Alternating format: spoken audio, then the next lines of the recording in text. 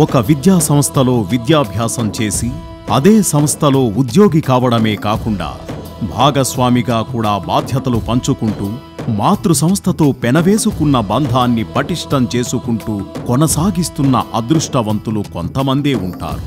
అలాంటి విశేషమైన అదృష్టం సంపాదించుకున్న విశిష్ట వ్యక్తి విఎస్ రావు.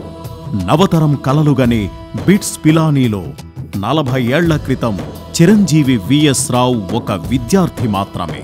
చదువు పూర్తయి విస్తరించిన ఒక విజ్ఞాన నిధిలా ప్రవర్ధరిల్లి జర్మనీ యూనివర్సిటీలో డాక్టరేట్ సాధించి తిరిగి పాఠాలు నేర్చిన ప్రదేశంలోనే ఫ్యాకల్టీగా ప్రవేశించి బోర్డ్ ఆఫ్ గవర్నర్ స్థాయికి ఎదిగారు. హైదరాబాద్లో బిట్స్ పిలానీ కాలేజీ శాఖ నిర్మాణంలో, రూపకల్పనలో ముఖ్య పాత్ర వహించి 200 ఎకరాల విస్తీర్ణంలో ఆదర్శవంతమైన బిట్స్ పిలానీ కాలేజీని స్థాపించి ఆంధ్రప్రదేశ్ని చాలా రాష్ట్రాల కన్నా విద్యారంగంలో ముందంజలో ఉందన్న ఖ్యాతికి కారణమయ్యారు. తానా మహాసభలకి విఎస్ రావు గారి రాక సరస్వతి ఈ పందిట్లో అడుగుపెట్టినట్టే అని భావిస్తూ ప్రేమగా, గౌరవంగా, ఆదరంగా ఆహ్వానిస్తున్నారు.